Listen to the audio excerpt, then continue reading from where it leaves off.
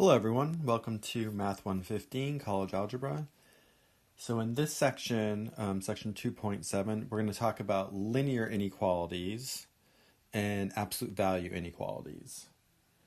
I'll remind you guys how interval notation works. We'll talk about how to graph an inequality. We will solve inequalities, at least in one variable, algebraically, and then we'll learn how to solve absolute value inequalities. Okay, so the main difference with inequalities is now instead of having just like a single solution or a couple of solutions, right? If you have a quadratic, you have like two solutions. Now the solutions are going to be like a whole interval of numbers, right? So there's going to be an infinite number of solutions basically to these inequality.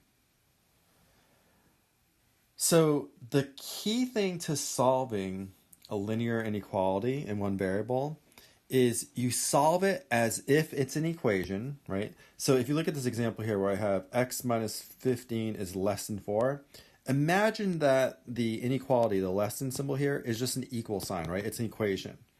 Solve it as if it's an equation. The one exception is if you ever need to multiply or divide both sides of the inequality by a negative value, then you have to reverse the sense of the inequality. Why is that true? Because if you think about it, right? Let me just write out a quick example here to show you why that's true. In general, I'm going to write a true statement. I'm going to write 2 is less than 5. Okay? But what happens if I multiply both sides of that by negative 1? So if I multiply the left-hand side by negative 1 and then the right-hand side by negative 1, I'm going to get negative 2 and then negative 5 on the right-hand side. But what's true about those two numbers? Well, it turns out negative 2 is actually greater than negative 5, right? It lies to the right of negative 5 on a real number line. So if you ever multiply or divide, in this case we multiplied both sides by a negative value, but it's also true if you divide both sides by a negative value, it switches the sense of the inequality. So it was originally less than and now becomes greater than, right? So that will always be true. And otherwise, we just solve these like we would normal equations. Okay, so let's go to example 1 now. If this were a regular equation, what would I do? Well, I would first try to isolate the x by adding 15, right, to both sides. And now I have x. Now, I didn't multiply or divide by a negative value, right? I just added 15. So I could keep the sense of the inequality, it's still less than. And then 4 plus 15 is 19. And that's my solution. X is less than 19. Okay, another way to show this is we could graph this. So if we have a real number line, right, let's say 0 is here, let's say 19 is here, then what we want to show is every value that is less than 19. And it's strictly less than, right? There's no equals there. It's just x less than 19. So basically what we're saying is that every value from 19 to the left is going to be a solution, right? Any of these values in here, there's an infinite number of them. If I plug them back into this inequality, it'll make it true. It'll make that a true statement. Now, how do I denote the fact that I don't want to include the 19, the endpoint? What I do is I put an open circle here. So this means let me draw that better here.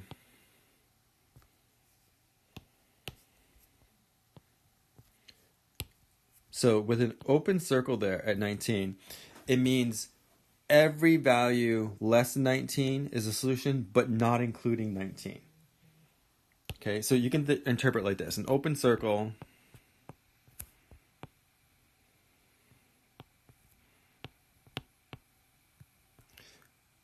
means don't include the endpoint.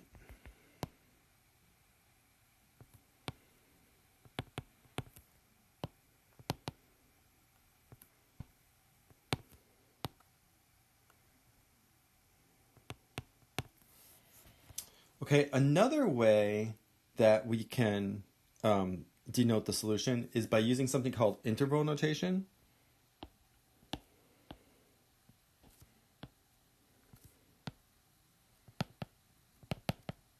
And the way they would write that, since the solution includes every x that's less than 19, right? It's going from 19 all the way down to negative infinity, right? 19, but not including 19, all the way down to negative infinity. So you start at the smallest value, which is basically, it's not even a value anymore. It's like negative infinity. And that will always have a parentheses. We write the interval notation. So I'll just write here always a parentheses.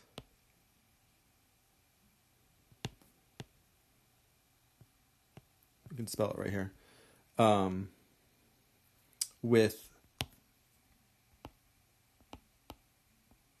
With negative infinity or positive infinity. There's always going to be a parentheses.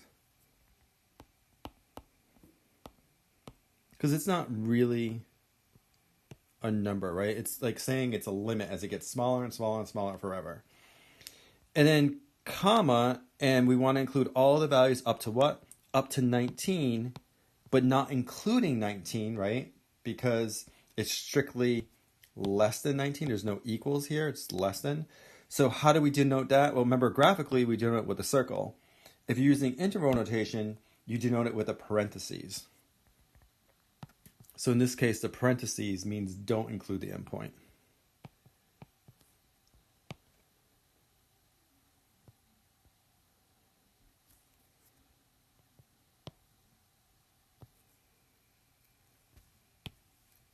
I think I spelled it wrong here. Let me redo this one.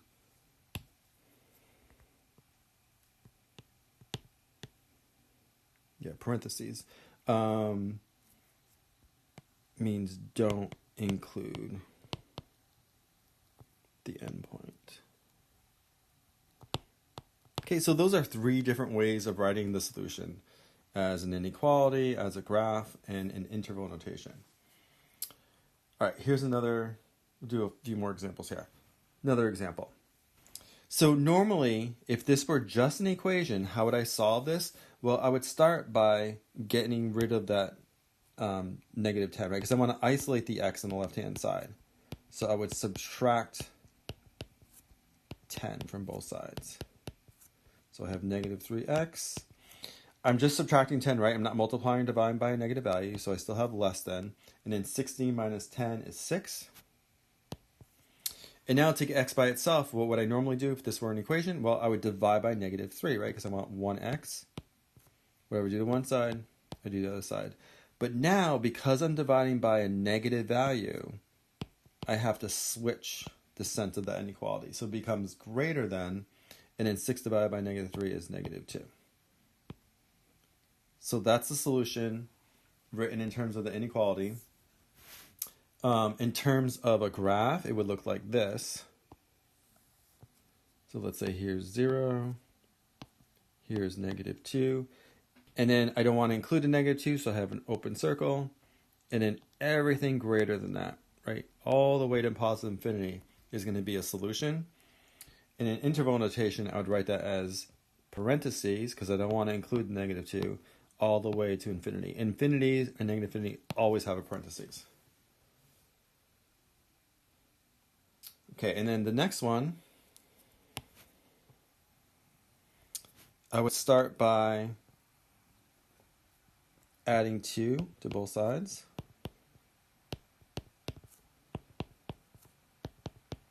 So I have 3x is greater than or equal to 3. And again, I keep it because I didn't multiply or divide by a negative value. And then I want to get x by itself, so I divide by positive 3. Well, I'm dividing by a positive 3, so that's okay. I can leave the inequality symbol the way it was, so it's still greater than or equal to. And then in this case, 3 divided by 3 is 1, right? So that's my solution. All x's that are greater than or equal to 1 will solve that inequality. In terms of the graph, it would look like this, right? Let's say here's 0, here's 1. Now, to indicate that I want to include the 1, I have a solid circle. So it'll be a solid circle, and then everything to the right would be a solution. So the solid circle means include the endpoint.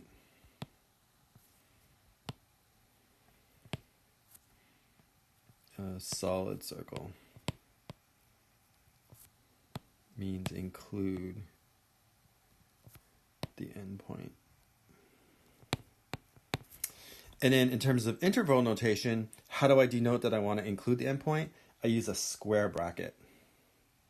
So it would be square bracket 1, comma, and it goes all the way to infinity, right? And then we never use a square bracket with infinity. It's always a parentheses with infinity. So here the square bracket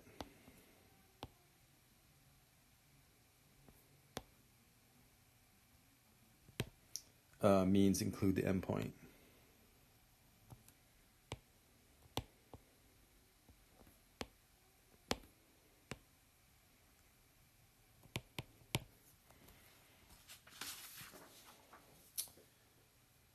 Okay, let's do some more of these. Some that are a little, they're still all being one variable, but a little more complicated. Just so we get some more practice.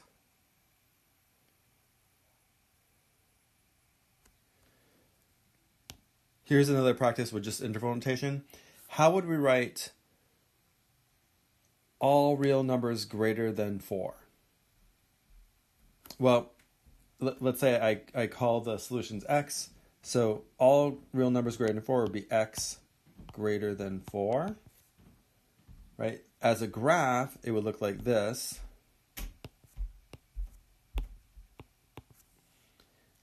Since it's strictly greater than 4, not greater than or equal to 4, then I would use an open circle, and I want everything to the right. And in an interval notation, is what they asked for, it would be 4 parentheses, right? So I'm not including the 4, comma, infinity. Okay, so actually let's solve these, and we'll just write the answer, the final answer we'll write in interval notation. Okay, so again, imagine that this is just an equation, right? You're solving it as if it's an equation. The only thing you have to worry about is if you ever multiply or divide by a negative value. Then you have to switch the sense of the inequality. So in this case, how would I normally solve this? Well, I would get rid of that 2x, right? On the right-hand side, I subtract 2x from both sides. So then I'm going to have 2x plus 7 is greater than or equal to negative 3. And then I would need to subtract 7 from both sides. So 2x is greater than or equal to negative 10, right? Negative 3 minus 7 is negative 10.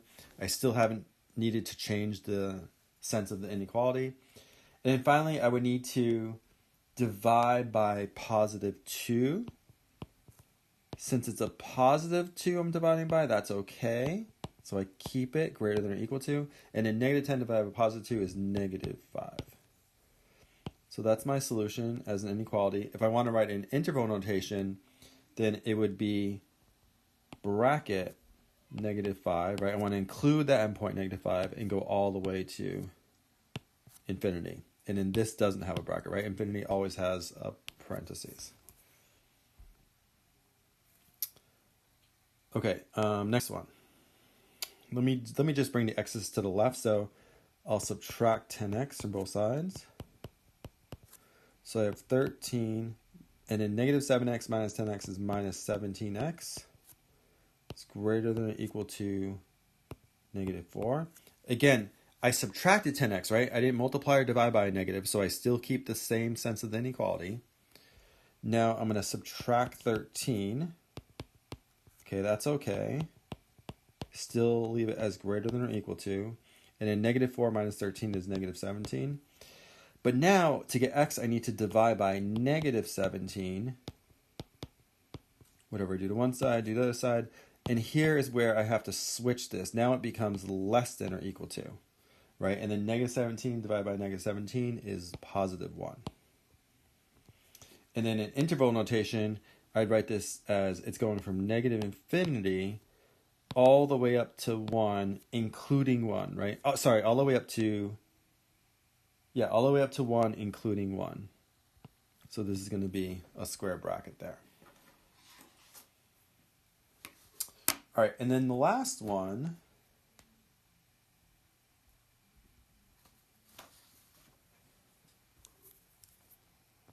there's a couple ways you could solve this. I mean, you could just subtract the fractions right off the bat, but let's actually eliminate all the fractions right off the bat by multiplying both sides by the lowest common denominator. And what is the lowest common denominator?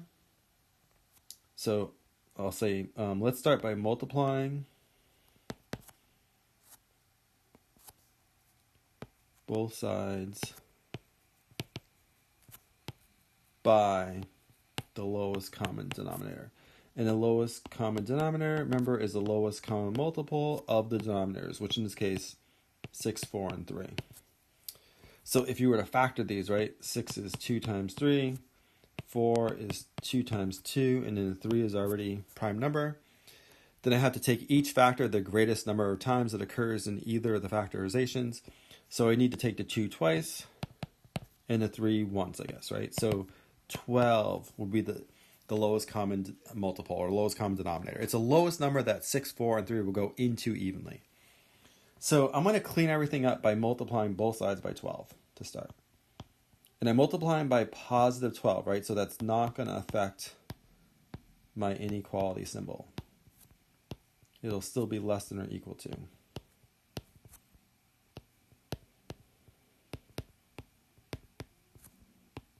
But this will nicely clean up all of our fractions.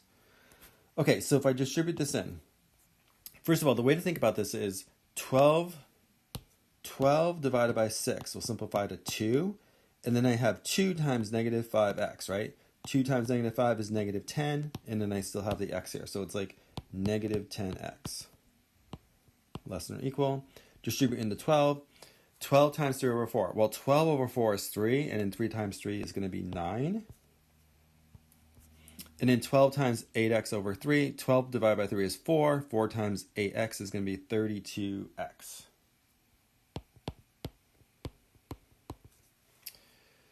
Okay, bring the x's together. So let me just bring them to the left. So I'll subtract 32x on both sides.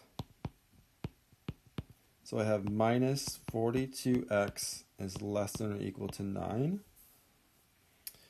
And now to get x by itself, I would need to divide by negative 42. But now, since I divided by a negative number, then I have to switch the sense of the inequality. So now it becomes greater than or equal to. And then it's going to be negative, I'll just leave it as 9/40. Actually, I think 3 goes in, right? We can check that real quick, right? If obviously 9 factors into 3 times 3, 42. Yeah, 2 times 21, right? And then 3 times 7. So this is like minus 3 times 3 over 2 times 3 times 7. 3's will cancel, right? So if I simplify this, I can say x is greater than or equal to negative 3/14. Right, I have a 3 in the numerator, and in 2 times 7, I have 14 in the denominator. And if we want to write that in interval notation, then I have to include the negative 3/14, and since it's everything greater than that, it goes all the way to positive infinity. So that would be my solution in interval notation.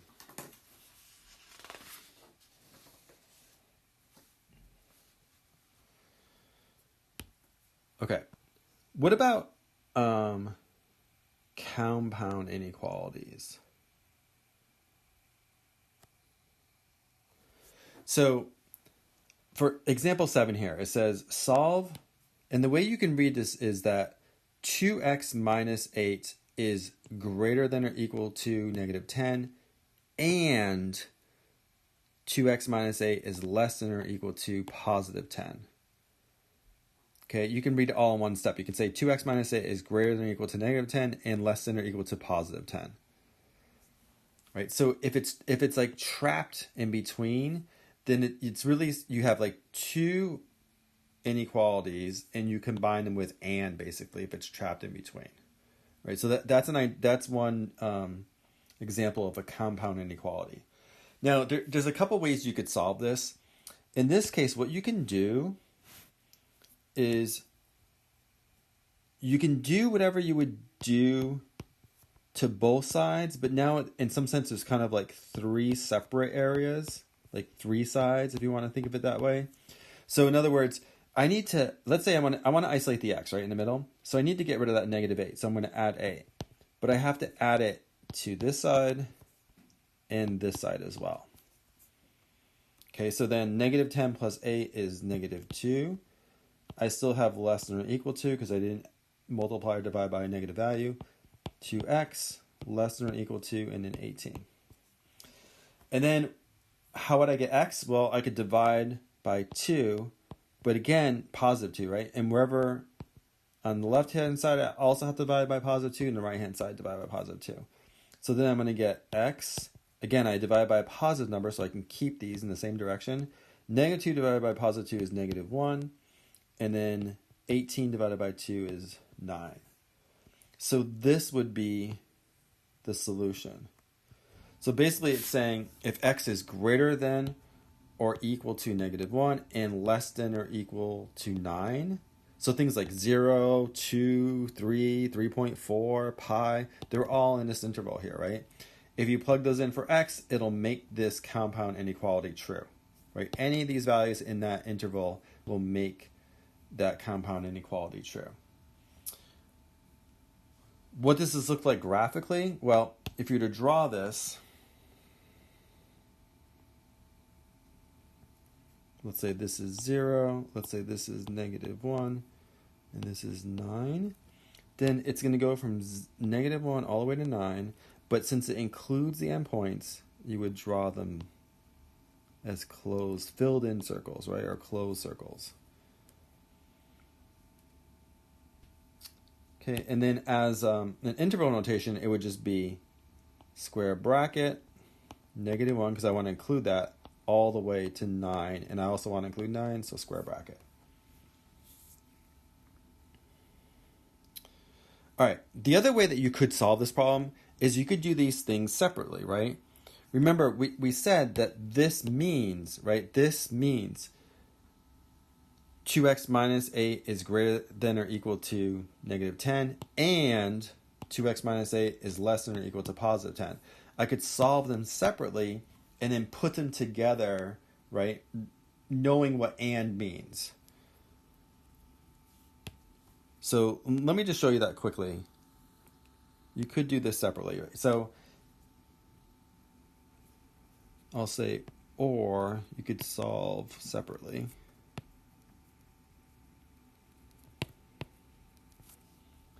So in the first case, I have -10 is less than or equal to 2x minus 8. And then I have 2x minus 8 is less than or equal to 10. Okay, let me bring the x's to the left-hand side. So I'm going to subtract 2x from both sides. So I have -2x minus 10. I still have less than or equal to -8, right? Because I didn't multiply or divide by a negative value. Now I'm going to add 10 to both sides. So I have -2x is less than or equal to -8 plus 10 is +2. And then I need to divide by -2. But since I'm dividing by a negative value, I have to switch that to a greater than or equal to, and then 2 divided by -2 is -1. Okay, and then on the other option is I'm going to add 8. So I have 2x is less than or equal to 18. I'm going to divide by +2. So I have x is less than or equal to, right, it stays the same because I just divide by +2 is 9. So now if I put these together, so I want a solution where x is greater than or equal to -1, and that's the key thing, x is less than or equal to 9, then that means x is trapped right between -1 and 9. So usually if you write those together, you would write them like this. You'd write it as x is greater than or equal to -1 and less than or equal to 9. Okay. But by the way, this x greater than or equal to -1 is the same as writing it this way. If I bring the x on this side, right, the greater than or equal to, the open end is like the greater side, right? These are equivalent. Here, actually, I can show you that real quick, like why that's true. So if I have let me just show you why that's true. I want to show that that is the same as this. Okay, actually I have -1 here, right? I'll do it that way. Why is that true? Well, here, let's do it out. To get the x to the right-hand side, I would have to subtract x from both sides. So I'm going to have 0 is greater than or equal to minus x minus 1. Then I would need to add 1. So I have 1 is greater than or equal to negative x. But then to get x by itself, I have to divide by -1. And I'm going to get x. Because I divided by -1, I have to switch that to less than or equal to -1. So that means the same thing. So x greater than or equal to -1 is the same as -1 is less than or equal to x, right? And usually, notice I didn't even read it that way. I read it as x is greater than or equal to -1. I read it this way, right? I'm reading kind of like right to left in this case. These are the same. These are equivalent. Okay. All right, so that should be good for inequalities, right, in a single variable. What if we have inequalities that involve absolute values, like absolute value inequalities? So sometimes these can be a little trickier.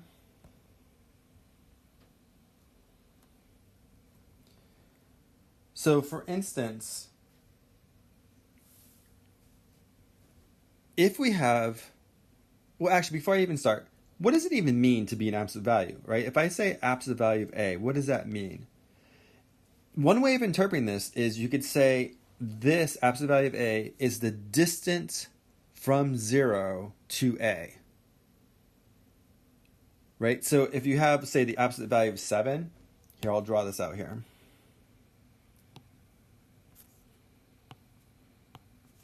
The absolute value of 7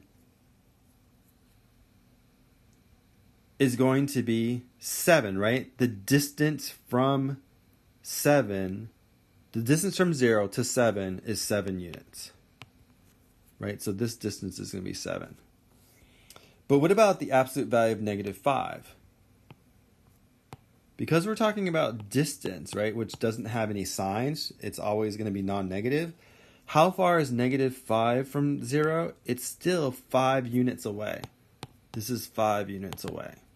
Whereas in this case, it was 7 units away. So the absolute value of A is basically the distance from A to 0, or from 0 to A, whatever way you want to think about it. So if we have an inequality that has the form absolute value of some, and I'm calling this capital X, but capital X could be an expression in terms of little x, right? It could involve an expression of x. Just in general, I'm going to call it capital X for that. It could be some expression. So if we have an inequality of the form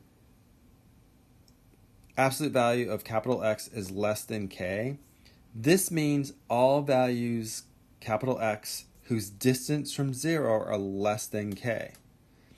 So that can always be written, and I have this written here.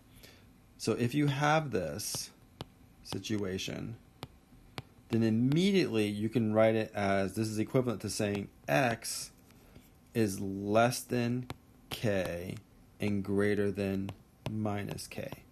Because that will give you all the distances, right, that are less than k. From 0 to either positive k or minus k.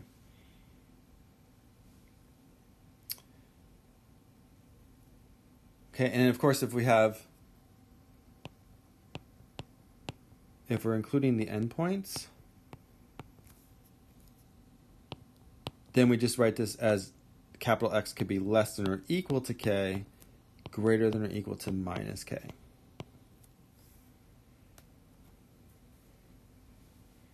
Right? And again, that's going to represent all the values, right, of the expression that are within a distance of k from 0.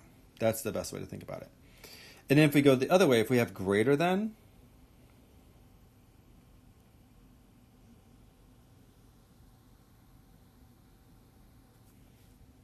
So if we have absolute value of capital X, right, that expression is greater than k, then that means all values capital X whose distance from 0 are greater than k. So this one we have to write as a compound, right? This means either, I'm going to write it out here, either X is less than negative k or X is greater than positive k, right? If I want all the distances which are greater than k, then either they're going to fall on this side, they're going to be greater than k. This is really open in this case. Or they're going to be, all the distance from 0 are going to be, that are greater than k could also be on this side, right? They're going to be all less than negative k.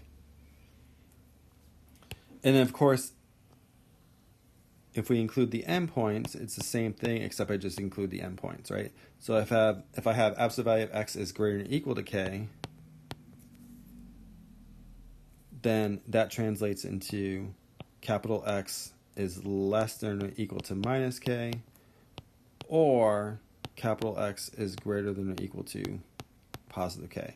And again, the picture would be the same, except I'd have filled in circles at k. Absolute values can sometimes be a little tricky, but that is the best way to think about it. Think about it as like the distance from 0.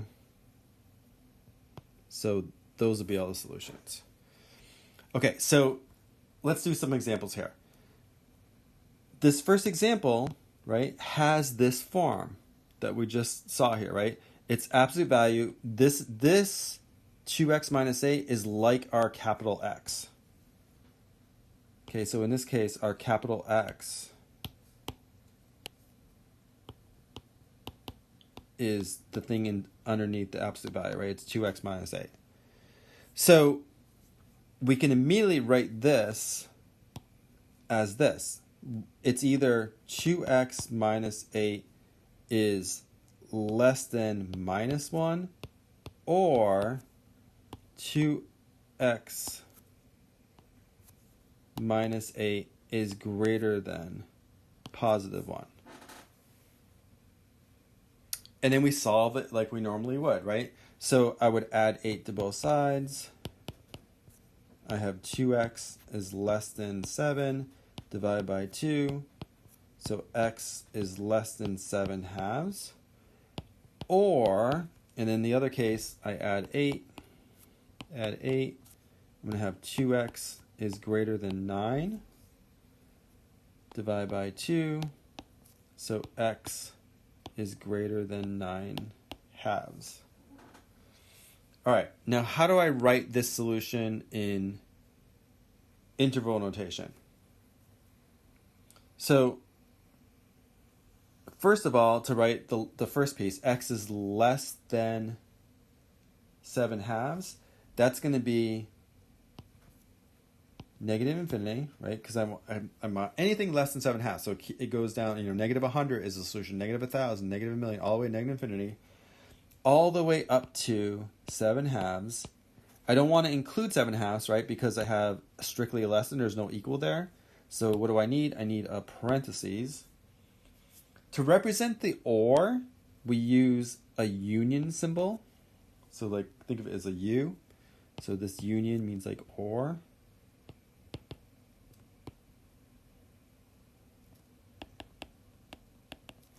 And then the other side, I have x is greater than 9 halves. So again, I don't want to include 9 halves, but then I want everything up to positive infinity, right?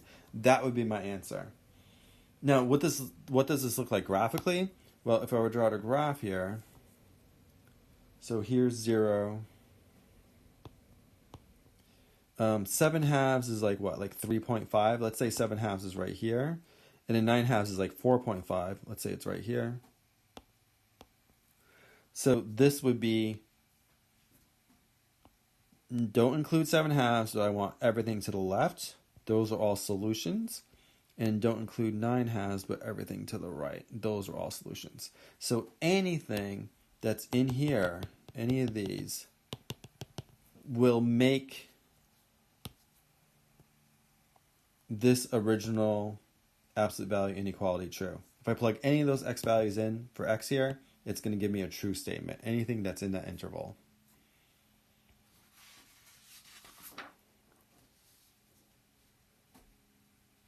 Okay, let's do a little bit more with this. A few more examples here.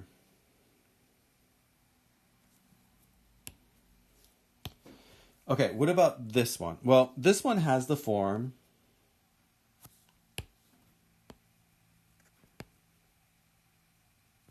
absolute value of some expression is less than k, right? So the way we write it, remember, is the x is greater than negative k and less than positive k. It's saying the distance from 0 is less than k. So that's going to include all of those capital X values which are greater than negative k and less than k. In all those cases, the distance is less than k from 0. So capital X in this case is just x minus 5. So I would write this immediately as x minus 5 is greater than negative 10, right? K is 10, so greater than negative k, negative 10, and less than positive 10. And then to solve it, let's just do everything to all three sides, basically, is the way to think about it. So I'm going to add 5. I need to add 5 here and add 5 here. So in this case, this is nice. I have x. Don't do anything else. This is still greater than. Negative 10 plus 5 is negative 5.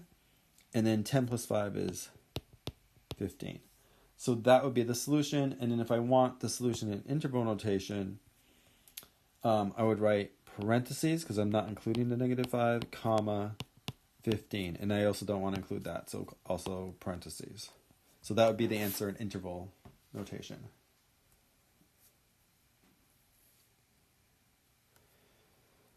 Okay, what about this next one? Well, here to start, right, I really want to isolate the absolute value part of it, and it's being multiplied by negative 2. So to start, let's just divide both sides by negative 2.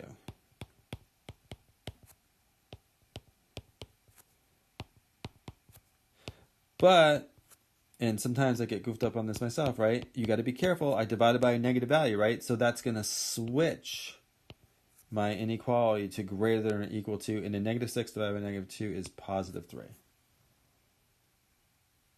Right? It switches it.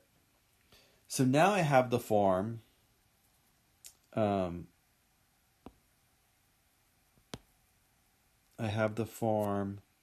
value of expression, capital X, is greater than or equal to k. So remember, the way we write that is either capital X is less than or equal to minus k, or capital X is greater than or equal to positive k. So immediately I can write this as x minus 4 is less than or equal to negative 3, or x minus 4 is greater than or equal to positive 3. And if I solve this, this is easy to solve at least. All right, just add 4. So I have x is greater than or equal to 1. Less than or equal to 1. Or add 4, x is greater than or equal to 7. And then to write that in interval notation, well, I want all values that go from negative infinity to 1, including 1, right? Because I have equal, so including 1. Union, remember, or is union. And then I want to include the 7, and I want everything bigger than 7. So I'm going to go all the way to positive infinity. So that would be the answer in interval notation.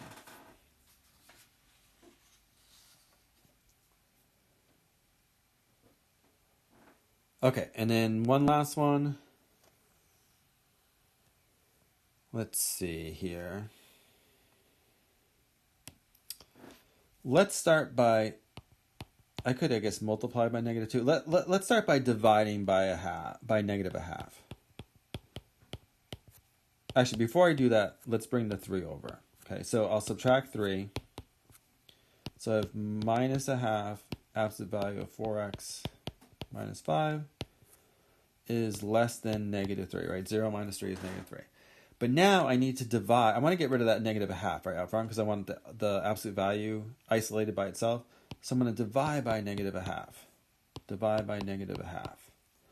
Well, because I divided by a negative value, I have to change the inequality to greater than.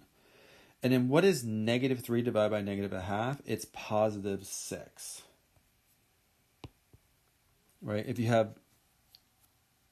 I have negative 3 over 1 divided by negative 1/2, that's the same as negative 3 over 1 times the reciprocal. I have to flip the second one.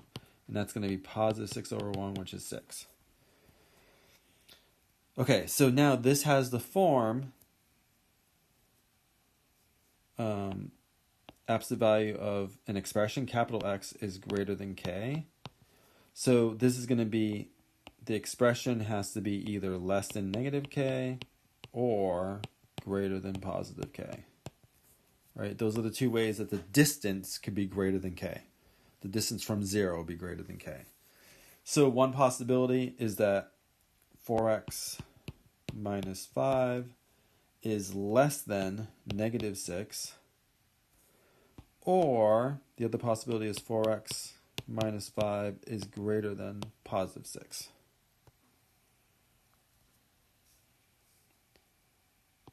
Let me separate that so it doesn't get clogged up there. So let's finish this. So I'm going to solve for x, so I need to add 5. So I have 4x is less than, and negative 6 plus 5 is negative 1, divided by 4.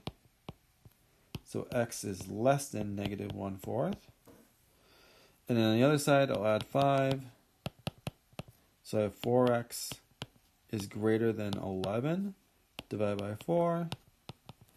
X is greater than 11/4, right? And it's or. So how do I write that out in terms of interval notation? Well, it would be, let's do this one first. So x is less than negative 4. So that means all x's that start from negative infinity and go all the way to negative 1/4 will work, but I don't want to include the negative 1/4 itself, right, that endpoint. So I use parentheses. The or is a union. And then how do I write this side? Well, I don't want to include the 11/4, but I want to go all the way to positive infinity. And we always use parentheses with infinities. So that would be the answer in integral notation for that inequality. Okay, great. So we just did a little bit with inequalities, right? Just with linear equations and a little bit with absolute value inequalities. That should be enough for you to get through your My Open Math homework. So next time we're going to start talking about functions and function notation. And then some of it will be reviewed because we'll talk about linear functions, which we already talked about linear equations, so basically the same thing. And then we'll talk about quadratic functions, which are related to quadratic equations. So we'll see and we'll build off some of the stuff that we already reviewed. Great, thanks.